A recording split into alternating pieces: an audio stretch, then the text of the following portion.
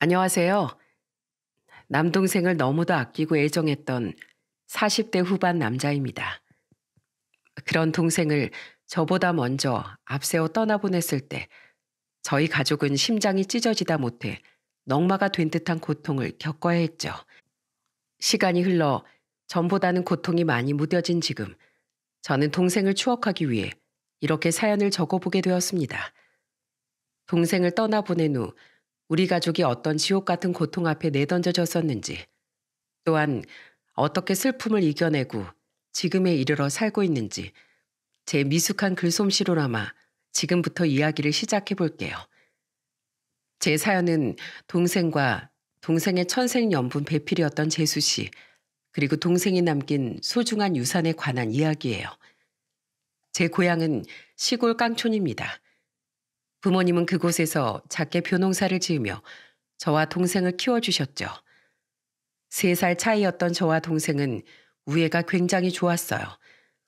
등치가 커진 훗날과 달리 어릴 적 유독 또래보다 덩치가 작았던 동생은 늘 제 뒤를 쫓아다녔고, 저는 그런 동생의 든든한 보호자가 되어주었죠. 우린 주로 시골길에서 자전거를 타며 놀았는데 전 아직도 그때의 추억을 꿈으로 꾸곤 해요. 황금처럼 누렇게 익어 고개를 숙여가던 가을날 벼이삭들, 그것들이 가득한 농가, 논 사이 시골길에서 저를 쫄래쫄래 쫓아오던 코올리게 동생의 맑은 웃음, 형형 하며 저를 부르던 동생의 순진한 목소리 등이 아직도 눈앞에 선하네요. 이젠 다시 돌아갈 수 없는 그때가 너무 그리워 눈을 감으면 그날의 시골 내음이 절 감싸는 듯한 착각이 들기도 하죠. 고등학교를 졸업한 후 저와 동생은 일자리를 찾아 차례대로 서울로 상경했어요.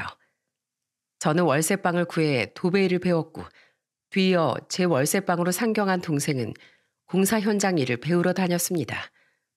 우린 열심히 돈을 벌어 부모님께도 보내드리고 우리 스스로도 돈을 모았어요. 그렇게 모은 돈으로 저는 나이 29에 동갑내기 아내와 결혼을 하게 되었죠. 중매로 만난 아내는 마음이 굉장히 여린 사람이었습니다. 저와 아내는 결혼 전 동생과 제가 살던 월세방에서 걸어서 3분 정도밖에 떨어지지 않은 곳에 신혼집을 얻었는데 그건 아내의 제안 덕분이었어요. 서울 와서 평생 당신이랑 도련님 둘이서만 의지하고 살았다면서 갑자기 멀리 떨어져 살게 되면 도련님 혼자 얼마나 외롭겠어. 결혼했다고 갑자기 남남되는 것도 아닌데 형제끼리 가까이 살면서 얼굴이라도 자주 보고 살면 좋잖아. 그 한마디에 새삼 제가 참 좋은 사람과 결혼하는구나 하는 생각이 들었습니다. 부모님 또한 마음 따뜻한 아내를 굉장히 마음에 들어 하셨죠. 그리고 동생 또한 저와 아내가 결혼한 지 4년 뒤 저희 아들이 3살이 됐던 해 결혼을 했어요. 동생보다 4살이 어렸던 재수 씨는 작은 회사를 다니던 사람이었는데 처음 저희 부모님 댁에 인사를 왔던 날 자신의 가정사가 좀 복잡하다고 털어놓더군요. 제가 고아는 아닌데요. 엄마는 일찍 돌아가셨고 아버지랑 오빠는 왕래를 잘 안 하고 있어요. 그래서 결혼식 때 자리해줄 가족하고 친척이 전혀 없어요. 죄송해요. 어머니 아버지, 비록 가정사는 조금 복잡해도 정말 심성 곱고 착한 사람이에요. 저 이 사람하고 꼭 결혼하고 싶어요. 허락해 주세요. 가족 이야기를 하며 고개를 푹 숙인 채 바들거리는 모습이 나쁜 사람 같진 않았습니다. 재수 씨는 가정사가 좋지 않은 자신을 저희 부모님이 마음에 들어하지 않을 거라 생각하고 지레 겁먹고 있는 것 같았어요. 그런 재수 씨에게 저희 아버진 인자하게 웃으며 이렇게 말씀하셨죠. 서로 아끼는 마음 하나면 충분하지. 젊은 청춘이 새 가정을 꾸리는데 뭐가 더 필요하겠니? 본디 가까이 들여다보면 속사정 없는 집안이란 없는 게다. 우리한테 죄송할 거 하나도 없으니 둘이서 싸우지만 말고 잘들 살려무나. 저희 어머니는 아무 말 없이 위로하듯 재수 씨를 꼭 안아주셨어요. 그렇게 재수 씨는 우리 가족이 되었습니다. 원래도 다정한 성격이었던 제 동생은 결혼하고 나서부턴 엄청난 애처가가 되더군요. 동생은 신혼집을 원래 살던 월세방 근처에 얻었는데 그 집 또한 저희 집과 가까워 우린 자연스레 재수 씨와도 많은 시간을 보내게 됐습니다. 서로 아껴주며 알콩달콩 사는 두 사람의 모습을 보니 저도 아내도 굉장히 흐뭇했어요. 동생이 결혼한 지 1년이 조금 넘었을 때 우리 네 사람은 오붓하게 술자리를 가진 적이 있었습니다. 그날따라 피곤했는지 동생은 일찍 방에 들어가 골아 떨어지더군요. 그리고 그날 재수신 처음으로 자세한 집안 사정을 우리에게 털어놓았죠. 전 가족이 주는 사랑이 뭔지 원래 기억도 못했어요. 저희 엄만 제가 4살도 되기 전에 병으로 돌아가셨거든요. 근데 아버지란 사람은 슬프지도 않은지 엄마 돌아가신 지 6개월도 안 돼서 저랑 오빠를 데리고 재혼을 했어요. 재수 씨는 자기 아버지를 떠올렸는지 씁쓸하게 웃으며 남은 맥주를 입에 털어넣더군요. 저는 말없이 재수 씨의 잔에 맥주를 채워줬고 마음 여린 아내는 벌써부터 눈가가 붉어지기 시작했죠. 저 그 집에서 있는 구박 없는 구박 다 받으면서 자랐어요. 그 계모란 여자가 굉장히 심술궂은 사람이었거든요. 제 아버지가 돈이 좀 있는 사람이라 돈을 보고 결혼한 모양인데 애들 보긴 짜증나고 귀찮았던 거죠. 딸은 본 척도 안 해도 아들인 오빠는 아버지가 예뻐해서 계모는 늘 저만 괴롭혀댔어요. 한 번은 계모 매질이 너무 힘들어서 아버지한테 계모 좀 말려달라고 애원하니까 글쎄 뭘 하는 줄 아세요? 네 일은 네가 알아서 하래요. 자긴 일하는 것만으로도 피곤해 죽겠으니까 귀찮게 하지 말라고 하더라고요. 세상에 어떻게 그렇게 말할 수가 있어. 남도 아니고 자기 친딸한테. 형님도 안 믿기죠? 제 아버진 그런 인간이었어요. 딸인 저 따윈 밥만 축내는 식충이로밖에 안 봤죠. 부모가 그렇게 무시하니까 오빠도 절 만만한 아랫사람 취급 그 이상도 이하도 안 하더라고요. 그래서 저 고등학교 졸업하고 곧바로 혼자 서울로 올라왔어요. 그 집이랑 인연 끊으려고요. 그래도 마지막으로 키워주셔서 감사하다고 아버지한테 인사는 했는데 아버지가 그러더라고요. 따로 정리하기 귀찮으니까 버릴 짐은 나가기 전에 제가 알아서 다 정리하고 가라고요. 그게 20년을 같이 산 딸한테 아버지가 마지막으로 한 말이었어요. 재수 씨는 그렇게 혼자가 됐다고 했습니다. 정작 말하는 재수 씨는 덤덤한데 듣고 있던 아내는 재수 씨의 손을 잡고 눈물을 흘리고 있더군요. 동생처럼 아끼던 재수 씨의 아픈 사연에 가슴이 미어졌던 거겠죠. 이후 재수 씨는 아무 일자리나 구해 고시원에서 살다가 닥치는 대로 돈을 모아 월세방을 얻었다고 했습니다. 그 이후 당시 일하던 회사에 들어가 일하다가 퇴근길에 동생이 운전하던 자전거에 치인 걸 계기로 동생과 인연이 되었다고 했어요. 제 동생은 멀지 않은 거리는 늘 자전거를 타고 다녔거든요. 그때 발목을 조금 접질렀는데 괜찮다는데도 남편이 너무 심하게 미안해하는 거예요. 병원비 물어준 걸로 당연히 끝내려고 했는데 기어코 제 회사를 물어보더니 제 퇴근길마다 자전거로 데리러 와서 집까지 태워다 줬어요. 자기가 일 특성상 출근 시간이 빨라서 출근길에 못 데리러 가도 자기 때문에 다친 거니까 제가 나을 때까진 퇴근길만큼은 자기가 절 책임지겠다고요. 전 자전거 탈 줄도 모르고 더더욱 남의 등 뒤에 타본 적도 없어서 불편했거든요. 그런데 그렇게 3주가량을 타다 보니까 그 등이 너무 듬직하게 느껴지더라고요. 우리 남편은 제가 태어나서 처음 만난 절 지켜주고 책임져 주겠다던 사람이었어요. 그래서 남편이 저한테 만나보자고 했을 때도 결혼하자고 했을 때도 전 세상을 다 가진 기분이었어요. 우리 남편은 저한테 이 세상 전부 다 마찬가지였거든요. 그렇게 말하고 얼마 되지 않아 재수 씨는 동생의 옆에 누워 곤히 잠들었습니다. 재수 씨도 술이 과했던 거죠. 그날 저와 아내는 알게 된 거예요. 동생도 재수 씨를 많이 아꼈지만 재수 씨에게 동생은 무엇과도 바꿀 수 없는 세상에 단 하나뿐인 소중한 존재라는 걸 말입니다. 그날 이후 저와 아내는 전보다도 더 두 사람의 행복할 미래를 응원하게 되었어요. 하지만 소리 없는 불행은 예고도 없이 우리를 찾아오더군요. 시작은 동생이 결혼한 지 1년쯤 지난 어느 날, 원래도 허리가 안 좋았던 동생의 허리 디스크가 일을 하다 그만 터지면서부터였습니다. 동생은 허리 수술을 하고 한동안 입원을 해야 했어요. 퇴원하고 나서도 오래도록 휴식을 취해야 했죠. 더 이상 몸 쓰는 일을 하긴 힘들어진 동생은 난생 처음 사무직 일을 구하게 됐습니다. 마음 같아선 동생이 조금 더 쉬면서 온전히 몸을 회복했으면 좋겠는데 동생은 제게 이러더라고요. 둘이 벌어도 빠듯했던 형편이었는데 그걸 3개월째 집사람 혼자 감당하게 하고 있잖아. 집사람은 괜찮다고 하는데 혼자 일하랴 살림하랴 내 간병까지 얼마나 힘들었겠어. 하지만 고졸에 10여 년간 현장 일만 하던 놈을 어느 회사에서 두 팔 벌려 환영했겠습니까? 동생은 서류를 넣는 족족 구직에 실패했어요. 면접에조차 불러주지 않는 회사가 허다했죠. 기죽지 마. 미친 듯이 두드려대면 어디 한 군데쯤은 네 노력이 가상해서라도 문을 열어주지 않겠냐? 저는 기죽어 가던 동생을 애써 위로했습니다.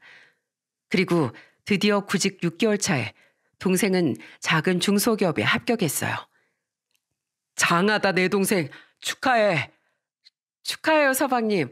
이제 어엿한 화이트칼라 대열에 합류하셨네요. 여보, 그동안 마음고생 많았어. 이제 다 잘 될 거야. 너무 기쁜 나머지 재수 씨는 흐느끼기까지 하더군요. 동생은 그런 재수 씨를 끌어안으며 왜 좋은 날에 우냐고 달랬죠. 저는 힘들어하던 동생을 받아준 회사에 절이라도 하고 싶었습니다. 그때까지만 해도 그 회사가 제 동생을 앗아갈 거라곤 상상도 못했으니까요.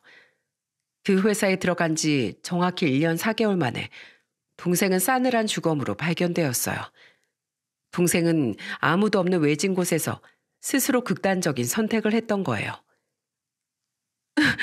시숙님, 이거 뭔가 잘못된 거 아니에요? 우리 남편 저만 두고 이렇게 가버릴 사람 절대 아니에요. 우리 남편이 이럴 리가 없다고요. 부검과 장례식까지 끝났지만 재수 씨는 동생의 선택을 여전히 믿을 수 없어 했죠. 하지만 동생이 극단적 선택을 했다는 명백한 증거가 얼마 지나지 않아 발견되고 말았어요. 재수 씨가 동생의 서랍에 단정히 놓인 유서를 발견했거든요. 그리고 그 유서에 담긴 끔찍한 진실에 우리 가족은 모두 기절초풍하고 말았습니다. 어떻게 사람들이 이럴 수가 있어. 그 착하고 성실한 애한테 어떻게 마음에 안 든다는 이유로 폭언에 손찌검까지 할 수 있냔 말이야. 내 동생이 얼마나 순한 녀석인데. 끔찍하게도 동생은 그 회사에서 직장 내 괴롭힘을 당하고 있었더군요. 아무래도 처음 해보는 일이다 보니 회사 사람들 눈엔 좀 답답했던 모양이었어요. 그런데 일이 느리고 실수가 많았다는 이유로 따돌림뿐만 아니라 특히 과장과 대리라는 인간한테 인격적 모독은 숨쉬듯이 당하고 주기적으로 손찌검까지 당했던 거예요. 착한 동생은 가족들이 걱정할까봐 아무런 티도 내지 않고 혼자 견디다 끝내 스스로 생을 마감한 겁니다. 저는 떨리는 손으로 유서를 전부 읽어나갔는데 그곳엔 동생이 제게 남기는 유언도 적혀 있었어요. 형, 그 사람들이 맨날 나한테 쓸모도 없고 세상에 해만 끼치는 해충 같은 놈이라고 하더라. 처음엔 다 무시하려고 했는데 늘 실수투성이에 자꾸만 위축돼서 일도 안 늘다 보니 내가 정말 그런 인간인 것 같더라고. 우리 집사람을 위해서라도 어떻게든 견디려고 했는데 어느 순간 이런 마음이 들더라. 허리도 망가진 내가 이 회사에서까지 쓸모 없어지면 평생 힘들게 살아온 아내에게도 결국 내가 짐이 되진 않을까 하는 불안한 말이야. 근데 더 이상은 회사를 다닐 용기도 나지 않았어. 아내 옆에서 늘 웃고 있었지만 사실 난 매일이 지옥이었거든. 그래서 결국 이런 못난 선택을 하게 된 거야. 아무짝에도 쓸모없는 내가 아내에게까지 짐이 된다고 생각하면 괴로워서 견딜 수가 없었어. 그러니까 형, 혼자 남을 우리 집사람 잘 좀 부탁해. 형은 나랑 달리 늘 똑똑하고 용감했으니까 믿고 맡길 수 있어. 형은 늘 나의 영웅이었으니까 끝까지 못난 동생이라서 미안해. 집사람에게도 어머니 아버지께도 미안하다는 말 꼭 전해줘. 동생은 1년 반이 채 못 되는 그 짧은 사이에 회사 인간들에게 가스라이팅을 당한 겁니다. 그래서 그 긍정적이었던 녀석이 이런 말도 안 되는 자괴감에 빠져 있다가 돌이킬 수 없는 강을 건넌 거예요. 재수 씨는 동생의 유서를 부여잡고 목이 터져라 울더군요. 그 옆에 서 있던 어머니는 충격으로 그만 실신까지 하셨죠. 정말 믿을 수가 없었습니다. 심지어 그 회사 사장과 직원들 몇몇은 동생의 장례식장에 와서 조문까지 하고 갔었거든요. 그 작은 회사에서 동생이 따돌림을 당하는 걸 다들 몰랐겠습니까? 저는 다음 날 곧바로 그 회사를 찾아가 문제 제기를 했어요. 하지만 뻔뻔하게도 회사 사장과 동생을 괴롭힌 놈들은 오리발을 내밀더군요. 한쪽 입장만 쓰인 유서 말고 법적으로 증명할 수 있는 증거가 어디 있냐면서요. 그 회사 사무실엔 CCTV도 설치되어 있지 않더군요. 이 개자식들, 감히 사람을 그렇게 만들고 오리발을 내밀어?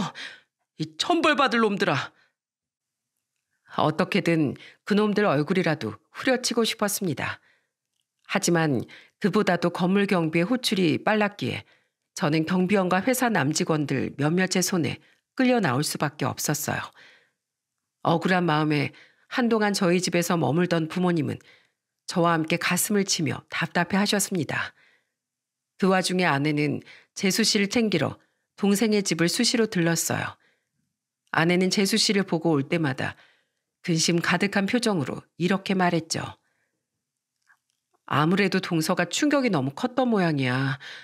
오죽했으면 서방님 그렇게 만든 그놈들 이야기에도 반응을 안 해. 그냥 다 자기 탓인 것 같대. 자긴 서방님한테 기대기만 했는데 정작 자긴 서방님한테 의지가 돼주지 못해서 서방님이 그런 선택을 한 거라면서 울기만 해. 회사에도 계속 휴가 낸 상태인 것 같은데 밥은 잘 챙겨 먹나 걱정이야. 내가 해다 준 반찬도 거의 안 없어지는 것 같고.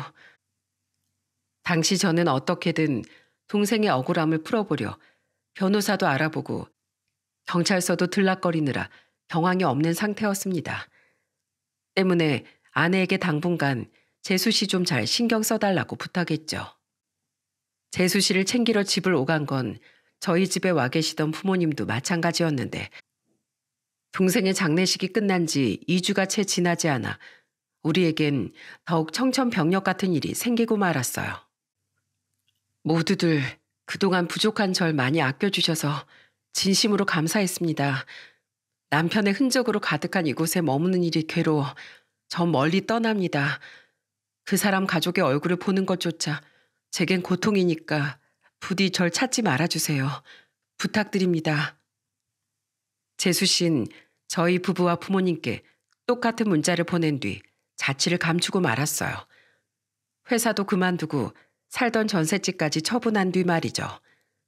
스스로 행적을 감춘 거라 실종 신고도 불가능하고 극단적 선택이 크게 의심되지 않아 긴급 수색도 힘들다고 경찰에서는 말하더라고요. 어머니께선 땅바닥에 주저앉아 대성통곡을 하셨어요. 아이고 아가, 친정하고도 인연 끊은 애가 갈 데가 어디 있다고 떠나버린 게냐. 이 가여운 고사. 어머님 너무 걱정 마세요. 동서가 전화는 안 받아도 휴대폰 신호 오면 계속 가니까 제가 계속 연락해 볼게요. 동생의 억울함은 풀지도 못하고 재수 씨는 사라지고 정말 첩첩산중이었어요. 부모님은 그로부터 이틀 뒤 집으로 돌아가셨습니다. 두 분이 이곳에 계셔도 더 이상 할 수 있는 게 없다면서요. 저는 두 분을 집까지 모셔다 드렸는데 아버진 제 손을 잡고 간곡한 어투로 말씀하셨어요. 영오일이든 새아가일이든 소식 있으면 꼭 우리에게도 연락다오. 내가 그것들이 마음에 걸려서 죽어도 마음 편히 죽지도 못할 것 같구나. 돌아오는 길에 저는 갓길에 차를 세워두고 핸들을 내려치며 오열했습니다. 이 상황이 너무 억울하고 답답해서요. 그런데 그 다음날 놀랍게도 두 가지 사건 모두에 진전이 생기더군요. 하나는 우선 아내의 끈질긴 전화에 결국 재수 씨가 전화를 받았다는 거예요. 동서, 진짜 사람 애를 이렇게 태울 거야? 대체 어디야? 지금 내가 갈게. 아니에요, 형님. 오지 마세요. 저 건강하게 잘 있어요. 그냥 이대로 저 좀 내버려 두세요. 그럼 동서, 내가 어디냐고 캐묻지 않을 테니까 이거만 약속해줘. 어? 나랑 며칠에 한 번씩이라도 통화해. 내가 동서가 무사한지 알 수 있게. 또다시 연락이 끊길까 불안했는지 아내는 재수 씨에게 애타게 약속을 받아냈습니다. 연락이라도 됐다는 사실에 우린 조금이나마 안도할 수 있었죠. 그리고 그날 오후 제 휴대폰 번호로 누군가 전화를 걸더군요. 전화를 건 사람은 동생 회사에서 일하던 한 남직원이었습니다. 고영호 씨 형님분 번호 맞죠? 저번에 회사 오셨을 때 제발 누구든 연락 달라고 명함 던져놓고 가셨잖아요. 그거 보고 연락드려요. 저 영호 씨가 그 사람들한테 괴롭힘 당했던 거, 폭언 듣고 수차례 손찌검 당했던 것들 전부 다 음성 파일하고 동영상으로 가지고 있어요. 제가 보기에도 너무 지나치다 싶어서 나중에 영호 씨한테 도움 줄 수 있을까 해서 증거로 따로 모아두고 있었거든요. 하늘에서 내려준 동아줄 같은 소식에 전 당장 그 직원을 만나러 달려갔습니다. 그 직원은 증거들을 전부 USB에 담아 넘겨주며 제게 사과를 하더군요. 저도 영호 씨처럼 오래도록 취직 때문에 고생하던 사람이에요. 처음에 이 회사 와서 무시도 많이 받았는데 그래도 고영호 씨처럼 심한 짓은 안 당했어요. 그래도 같은 입장이 돼봤던 제가 나서서 도왔어야 했는데 그러지 못해서 죄송해요. 저도 잘릴까 봐 겁이 났거든요.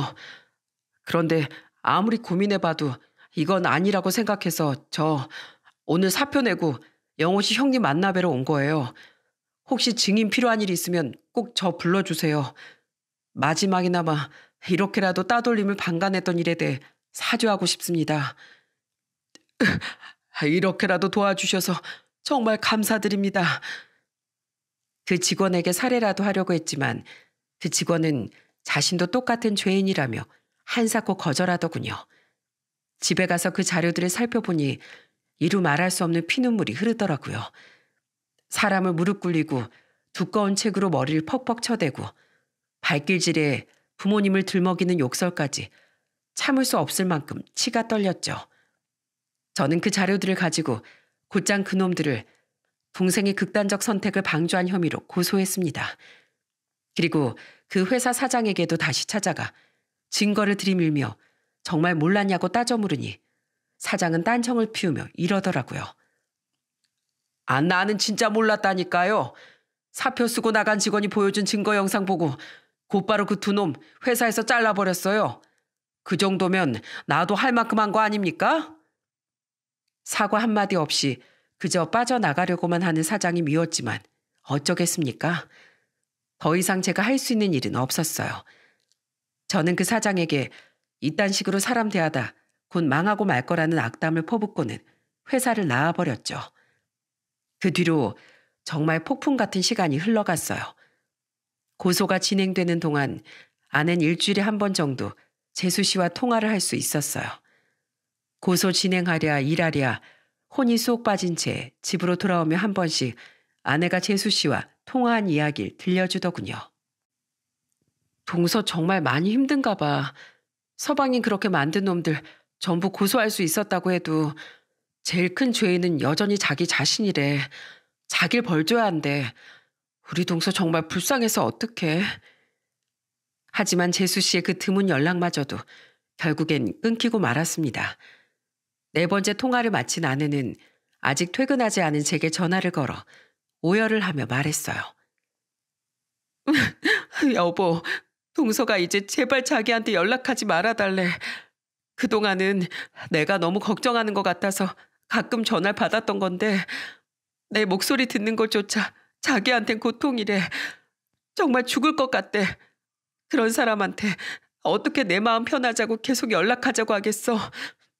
그래서 미안하다고 부디 제발 몸 건강하게 잘 살라고 말해줄 수밖에 없었어. 사랑하는 가족이기에 더 이상 연락을 해선 안 된다는 모순이 아내를 슬프게 만드는 것 같았습니다. 저 또한 그런 재수 씨의 처절한 부탁에 억장이 무너졌죠. 저희 부모님께서도 그 이야기를 듣곤 사람 인생엔 어쩜 이렇게 모진 일이 가득하냐며 한탄하셨어요. 그렇게 우린 재수 씨를 더 이상 찾지 못하고 놓아줘야만 했습니다. 이후 법적인 공방 끝에 동생을 괴롭혔던 두 놈은 법의 심판을 받았습니다. 가장 악질인 과장이란 놈은 교도소 신세를 지게 되었고 대리라는 인간은 분하게도 집행유예 선고를 받았죠. 미안하다 영호야. 형이 더 큰 복수를 해주지 못해서 정말 미안해. 울지 마 여보. 당신은 최선을 다했어. 우리 이제 동서도 서방님도 그만 보내주자. 서방님도 많이 지치셨을 거야. 두 사람을 한순간에 떠나보낸 삶은 쓸쓸하기 그지없었어요. 다 같이 모여 떠들썩했던 저희 집의 주말도, 명절이면 부산스러웠던 시댁도 무서우리만지 조용해졌죠. 아빠, 왜 작은 아빠랑 작은 엄만 이제 안 놀러 와?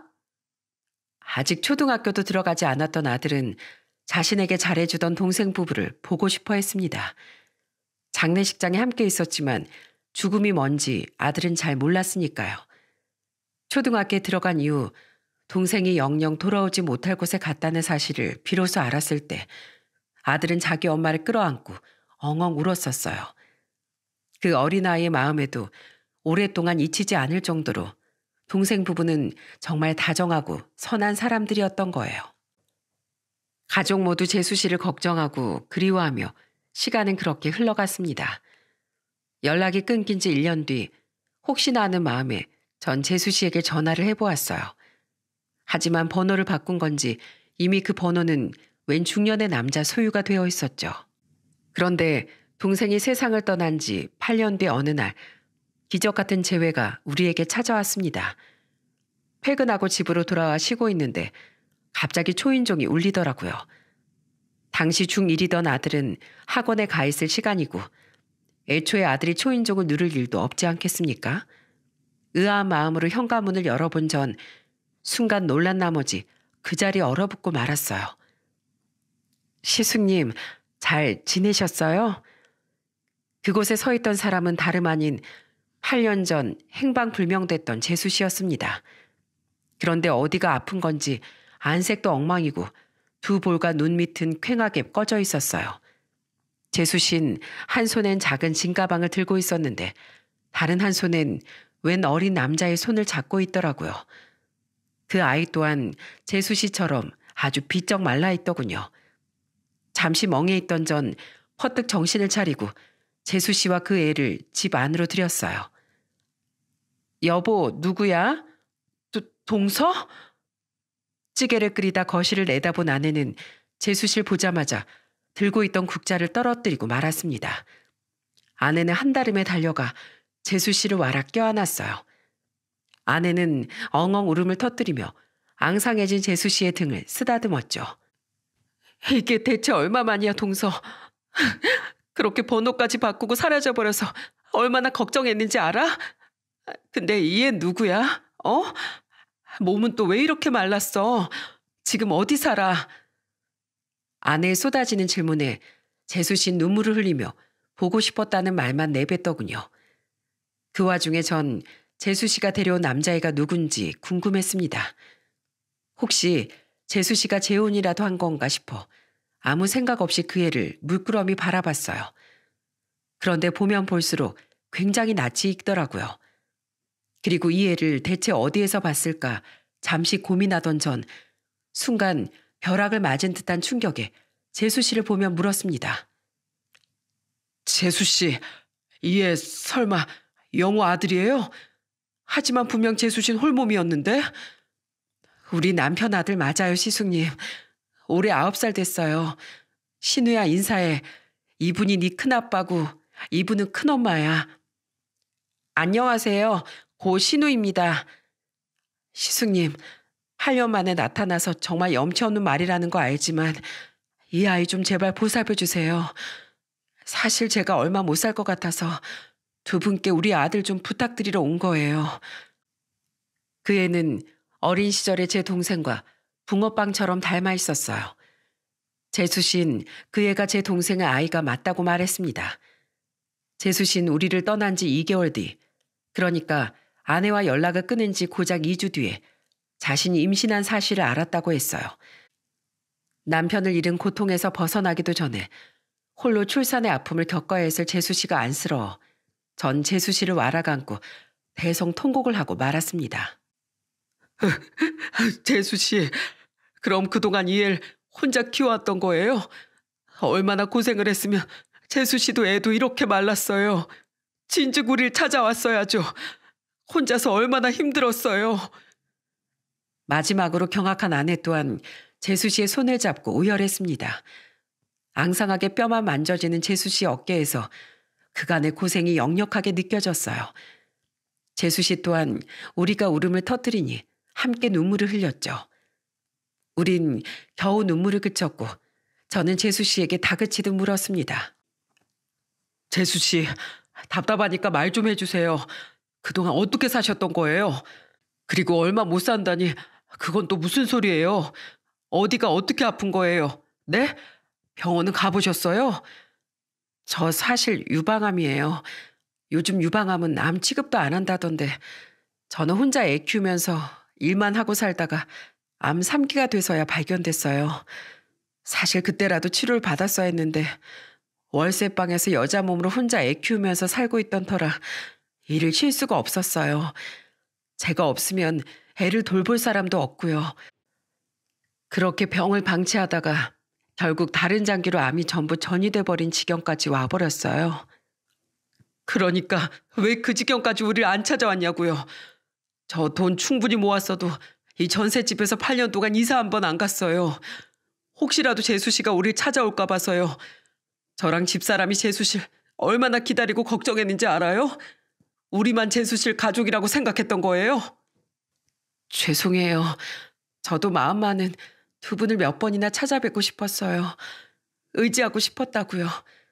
저 처음엔 정말 두 분도 어머님 아버님도 보기가 힘들어서 떠났어요. 사실 혼자 남편 뒤따라가려고 휴대폰도 없앴던 건데 그때 우리 아들 임신했다는 걸 알게 됐어요. 하지만 그때도 가족들 보는 일은 여전히 괴로워서 혼자 애를 키우기로 결심한 거예요. 애 혼자 낳고 정말 안 해본 일 없이 열심히 살았어요. 날이 갈수록 애 아빠 닮아가는 우리 아들 보면서 언젠간 가족들에게도 우리 신우 데리고 찾아가야지. 조그만 아픔이 무뎌지면 찾아가야지 하다가 암 선고를 받게 된 거예요. 그런데 암 선고를 받으니 재수 씨는 더더욱 우리를 찾아오기 힘들었다고 말하더군요. 그렇게 이기적으로 가족들을 떠날 때는 언제고 몸이 아프니 이제와 도와달라고 말하는 것 같아 염치가 없었다고요. 근데 몸이 이 지경이 되고 나니까 어떻게든 제가 더 잘못되기 전에 우리 신우만은 안전한 곳에 맡겨야 된다는 생각이 들더라고요. 시숙님, 형님, 제가 비록 두 분께 남길 유산은 별로 없지만 제발 죽은 우리 남편을 생각해서라도 우리 신우 좀 맡아주세요. 저 이제 몸이 망가져서 일조차 제대로 못한단 말이에요. 우리 신우 정말 엄마밖에 모르는 착한 애예요. 친구들하고도 한 번을 안 놀러가고 아픈 엄마의 엄만 지키던 애라고요. 제발 우리 신우 좀 부탁드려요. 제가 죽어서도 이 은혜는 반드시 갚겠습니다. 난 안 가. 내가 엄마 두고 어디 가. 큰아빠 큰엄마 저 엄마 옆에 있어야 돼요. 그러니까 제발 우리 엄마 좀 살려주세요. 네? 우리 엄마 많이 아파요. 그런데 저 때문에 병원도 못 가고 약도 못 사 먹어요. 전 우리 엄마 없으면 안 돼요. 재수 씨의 말에 조카는 자기 엄마를 꼭 끌어안고 울더군요. 그 어린 것이 정말로 어찌나 엄마를 아끼는지 멈췄던 눈물이 또다시 쏟아지고 말았죠. 그리고 그런 조카의 모습에서 마지막까지 자기 아내를 제게 부탁했던 유서석 동생의 말이 떠올랐어요. 저는 손등으로 눈물을 훔치며 재수 씨에게 말했습니다. 재수 씨, 난 지난 8년 동안 재수 씨를 지켜달라는 동생의 유언을 지키지 못해서 하루하루 죄책감 속에 살았어요. 동생을 잃은 저한테 동생의 유지를 지킬 기회마저 더 이상은 빼앗지 말아주세요. 재수 씨, 아직 포기하지 말고 우리 치료받아요. 우리가 도울게요. 재수 씨도 신우가 우리가 다 보살필 테니까 제발 넌 우리 앞에서 사라지지만 말아주세요. 그래 동서, 왜 무작정 죽을 생각부터 해. 우리 함께 치료받자. 서울의 유명한 병원 가서 다시 검사도 받아보자. 전 이미 틀렸어요. 그리고 신우를 맡기면서 제 병원비까지 신세 질 순 없어요. 그러니 제발 우리 신우만 맡아준다고 약속해 주세요. 재수 씨는 끝까지 고집을 부리더군요. 결국 전 재수 씨에게 화를 내며 애원했어요. 왜 그렇게 똥꼬집입니까? 예전엔 우릴 버리고 그렇게 떠나버리더니 이젠 고작 9살 된 아들마저 두고 무책임하게 목숨을 저버리겠다고요? 재수 씨가 치료 안 받겠다고 하면 우린 신우 못 받아줍니다. 그러니까 재수 씨, 혼자 남을 신우를 생각해서라도 제발 최선을 다해보겠다고 약속하세요. 가족이 없다는 외로움과 서름이 뭔지 재수 씨가 누구보다 잘 알잖아요. 하지만 저 때문에 다들 제 남편을 잃었잖아요. 남편이 그렇게 된데 책임 있는 제가 어떻게 염치도 없이 시숙님께 살려달라고 애원을 해요. 하세요. 영호의 유일한 형제인 절 믿으시라고요. 마지막에 절 의지하지 못하고 모질게 가버린 그놈이 저한테 얼마나 큰 상처를 줬는지 알아요? 정말 저를 생각한다면 똑같은 상처 제게 2번은 주지 마세요. 그렇게 울음 섞인 말싸움 끝에 저는 재수 씨를 설득할 수 있었습니다. 재수 씨의 긍정이 나오자마자 아내는 재수 씨를 끌어안고 잘했다고 말하며 흐느꼈죠. 그날 저녁 학원에서 돌아온 우리 아들은 처음엔 재수 씨를 몰라보다가 나중에서야 작은 엄마임을 알아보더군요. 재수 씨는 우리 아들을 꼭 껴안고 감격에 겨운 듯 말했어요. 애들은 금방 큰다더니 우리 종현이 정말 훤칠하게 잘 컸구나. 다음날 저와 아내가 제일 먼저 한 일은 유명한 병원이란 병원엔 죄다 전화해서 재수 씨의 진료 예약을 잡는 일이었어요. 워낙에 예약이 꽉꽉 들어차 있던지라 나흘 뒤 우린 딱 하나 남은 시간에 예약을 할 수 있었죠. 그리고 저와 아내는 2사람을 태우고 그들이 살던 경기도 월세방으로 향했어요. 재수 씨의 짐을 전부 저희 집으로 옮긴 뒤 월세방을 빼려고요. 입원 치료를 받든 통원 치료를 받든 재수 씨를 더 이상 혼자 둘 순 없다고 생각했으니까요. 그리고 그 작은 단칸방에서 제일 잘 보이는 곳에 놓인 사진을 본 순간 전 차오르는 눈물에 2 눈을 질끈 감고 말았습니다. 조카는 그 사진을 향해 뛰어가며 말했어요. 우리 아빠 사진 제일 먼저 챙겨가야지. 아빠, 우리 큰아버지 집으로 엄마랑 다 같이 이사 간대요. 아빠도 같이 가요. 그렇게 말한 조카가 품에 꼭 껴안은 사진은 바로 동생과 재수 씨의 결혼식 사진이었습니다. 행복한 미소를 입가에 걸고 있는 2사람의 모습은 다가올 불행 따윈 꿈에도 모르는 듯 반짝거렸죠. 재수 씨는 지난 8년간 이렇게 몸이 아파올 때까지도 늘 동생을 잊지 못하고 그리워하며 살았던 거예요. 저는 애써 울음을 참고 조카에게 물었어요. 신우야, 한 번도 만나본 적도 없는 아빠가 그렇게 좋아? 네, 한 번도 만난 적은 없어도 늘 아빠는 제 마음속에 같이 있다고 엄마가 그랬어요. 아빠는 세상에서 제일 착하고 다정한 사람이었는데 전 그런 아빠를 쏙 빼닮았대요. 전 저희 아빠가 너무너무 자랑스러워요. 저도 꼭 아빠처럼 다정한 어른이 될 거예요. 어쩜 이렇게 말하는 것도 순하게 웃는 표정까지 전부 동생과 똑같은지 마치 동생이 살아온 듯한 착각마저 들었습니다. 그때 또다시 사진 속 동생에게 다짐했어요. 이번엔 기필코 네 아내와 아들을 끝까지 옆에서 지켜주겠다고 말이죠. 저와 아내는 급한 대로 옷방으로 쓰던 방을 재수 씨와 조카에게 비워주었습니다. 그리고 얼마 뒤 재수 씨는 검사를 마친 뒤 병원에 입원해 치료를 시작했어요. 지금 암이 4기까지 진행돼서 수술도 어려운 상황인 건 맞습니다. 그래도 포기하기엔 아직 일러요. 항암 치료받으면서 경과 지켜봅시다. 유방암 사기 판정을 받고도 꾸준히 치료받으면서 10년 넘게 건강하신 분들도 있고 아예 완치된 사례도 없지 않으니까요. 희망적인 교수님의 말에 우린 감격을 감추지 못했습니다. 그리고 재수 씨가 입원한 다음 날 저희 부모님은 한달음에 서울로 달려오셨어요. 몰라보게 마른 재수 씨를 보자마자 끌어안으며 두 분은 눈물을 감추지 못하셨죠. 이 모진 거사, 이제라도 잘 왔다, 잘 왔어. 나랑 네 시애빈 이제 눈을 감아도 여한이 없다. 네가 우리 영호 아들이로구나. 어쩜 이렇게 영호 어릴 적이란 판박이니. 신우야, 이 헤레비한테 한번 안겨보련. 그리고 두 분은 작은 아들의 환생 같은 손주를 보며 결국 대성통곡을 하셨습니다. 처음 보는 할아버지 할머니가 어색한 듯 조카는 쭈뼛대며 안기더군요. 그 모습을 보며 저는 드디어 우리 가족이 전부 한자리에 모인 것 같아 가슴이 벅차올랐죠. 이후 재수 씨는 암과의 긴 싸움에 전념하기 시작했습니다. 아내는 저와 상의 후 당시 일하던 식당 일까지 그만뒀어요. 재수 씨를 간병하며 아직 어린 조카를 돌보려고요. 서울의 학교로 전학한 조카는 학교가 끝나기만 하면 곧장 자기 엄마에게 달려가더군요. 그냥 집으로 가 있으래도 그 어린 것이 얼마나 영특한지 혼자 버스까지 갈아타가며 병원으로 온다고 아내는 기특한 듯 말했죠. 동서가 그러더라. 가족들 품에서 살 수 있다는 희망을 보게 되니까 자꾸만 더 살고 싶어진다고.